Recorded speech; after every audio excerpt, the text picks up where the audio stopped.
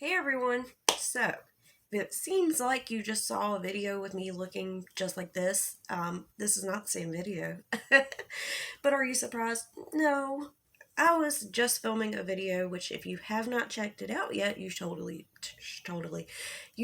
should. It's about this family vlogging couple who decided to, instead of rehoming their loved pet dog, instead of training him to not be aggressive or rehoming him to a better fit and a happy life, they murdered him instead. So please go check it out. It's something. But while I was filming that video, I mentioned that we have new additions here to our pets. As you know, most of you know, we have a cat named Oreo, and he's still around. He's still fat, happy, and fluffy. He used to run around in the background of my videos being really noisy, and sometimes he'd walk in front of the camera. So many of you have met Oreo. But just over this past weekend, we've gotten two new pets. Neither of them were planned, and not everything has been the best. We've actually had an incident already, and there's some things going on. So I wanted to talk about it. And also, because of everything that's gone on, I think that made the whole these people putting their dog down situation really hit home for me, because I really love animals. I do. I've had so many types of pets. Because as a child, I really didn't have very many pets, and as an adult, I was like, I want all the animals, all of them. So we've had geckos, snake, guinea pig, hamster, a couple of guinea pigs, a couple of hamsters, cats, dogs, fish. I feel like I'm missing some, but we've had a variety of pets. I love animals, so does my daughter. So yeah, seeing that story about the family vloggers and their video about how they put their dog down really did just kind of, So we're going to talk about positive things. So, you can't see him, but I'm looking at him. Norma, my daughter, went to a carnival that we have in town, and she won a pet goldfish. So that was the first unplanned pet. Actually, he was the second one. I got the other one that I'm going to talk about in a minute the day before. So she comes home with this goldfish in this little tank with no food, which is like, why do you just... But whatever. And she named... His name is Reginald the First.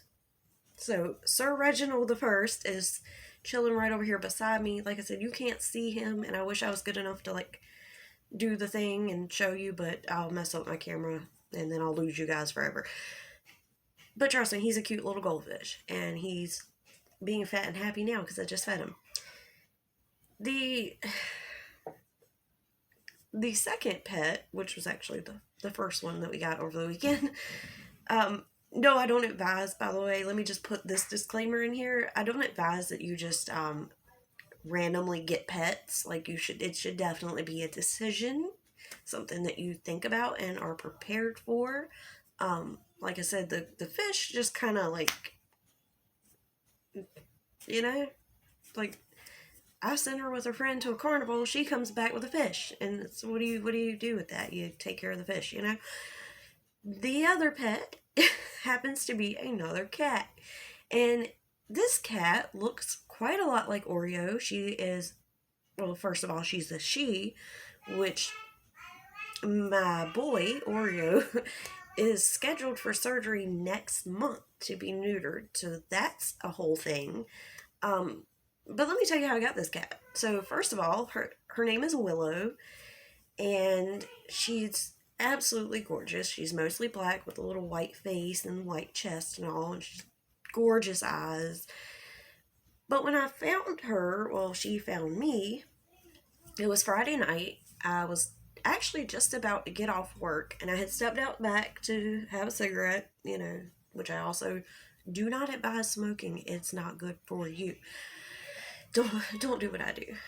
But I'm standing out back, and we have several stray cats around, and of course, because I work at a restaurant, they come around. But I'd never seen this one before. I just assumed she was one of the other younger kittens that have been around. But she come up straight across the parking lot, straight to me, and just loved on me. And this poor sweet baby in my heart, she was extremely skinny, and her fur was very, it was bad. It was matted and just disgusting. And there was a lot of mess around her ears. And when I picked her up and got her in the light where I could really see it, one ear, the tip of it is broken, and it's, grown like that. The other ear was, it appears that it has been ripped, and basically, I don't know how to explain this, but it was ripped and torn and turned like inside outward. So when I first saw that, there was no way I could just let her go and fend for herself. So I did the thing. I opened up the back door at work and was like, I'm taking this cat home. So I immediately left work, brought her home, and got her cleaned up. And from that point, I actually still thought that there was a possibility that the ear that was really bad off may actually have been infected. That's what I was thinking at that time.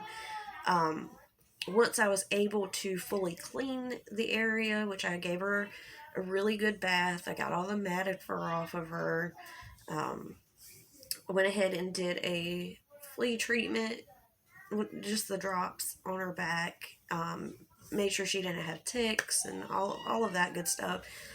And when I was finally able to get the fur combed around her ear, I took a rag and cleaned that area. I got some Bactine and some Neosporin.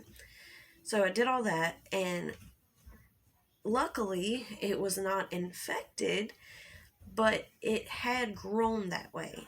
So it's been ripped, and it basically grew torn open and inside outward. So this cat has been through some mess. But also, while bathing her, I realized that she had a tattoo showing where she's been spaded. So not sure what the situation is. And this, like I said, was Friday night.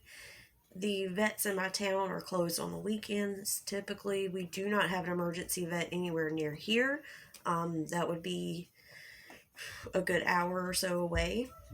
So I decided for the weekend, keep an eye on her, get her fed and cleaned up and just let her be here. And that Monday, I would take her to the vet and have them check out her ears and, see what they would do about shots and things like that. And, because seeing that she was spaded was like, okay, well, she was someone's pet at some point, someone had taken care of her, but seeing the condition of her ears and knowing that they had already started healing, or basically were healed, made me believe she had been out there for quite some time. So you don't know what shot she's had, things like that. So it was just supposed to be over this weekend.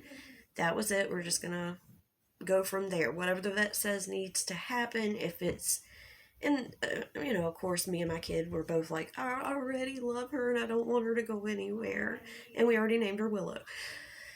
But we did agree that, if it was something that I could take care of and care for, if, it wasn't something she seriously needed, like emergency surgery and things like that for, that we would keep her, But if it was something major that I could not deal with at this point, then we have an animal shelter here, but I would not. But we do have Rainbow Rescue here, and they are amazing.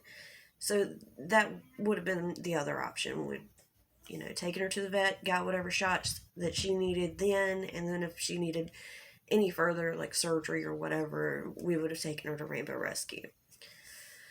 So I go to work the next night, and it was late at night. I get a text from her roommate saying that the cats got to fighting, because we had kept them separate because of the fact that I don't know much about this cat in particular, and I know that my cat has had all the shots and everything. He's good. So we had kept them separate. But of course, as things happen, kids don't always listen. And the cats ended up in the same room, and they did end up in a fight. In the middle of the fight, my daughter and her friend both tried to split the cats up, and the new cat, Willow, bit my daughter on the hand, and I believe she only scratched my daughter's friend. The only reason why I don't know is because she had her hand wrapped up when I got here and went straight to her grandma's house. So that was a whole thing. So I get a text from her grandma the next day saying her hand looked red. She was taking her to the doctor and, needed to know if this cat had her rabies shot. And anytime an animal bites, they have to report it to the health department, and then the animal control has to come take the animal. So she texted me about it, and I'm like, honestly, I just got this cat. I was planning to take her to the vet today or the next day, whatever. So that day I did not take my daughter to the doctor because her doctor's office wasn't open, and I was trying not to go to Quick Care because Quick Care it's not got the best reputation. And the hospital is just a whole nother ball game of crap. We don't live in the best city for these types of things. So I was like, you know what? We'll take you to your doctor, because she was doing fine. And she's fine. But ended up, still didn't get to take her to her doctor, still ended up going to Quick Care. But we get there, they check out her hand. She's prescribed an antibiotic. Apparently cats do not really carry rabies. Go figure. It's like a 1% chance or something like that. I don't know. But it's highly unlikely that a cat bite will give a person rabies. So that was great news. But obviously, because I took my daughter to the doctor, that then led to them having to report it to animal control and the health department in my county. Which, it is what it is. Like, you can't not take your kid to the doctor. You know what I'm saying? Like, I'm sorry. I had a few people like, well, why don't you just, she'll be fine. Just leave her here and you don't want them to take your cat. And I'm like, are you serious?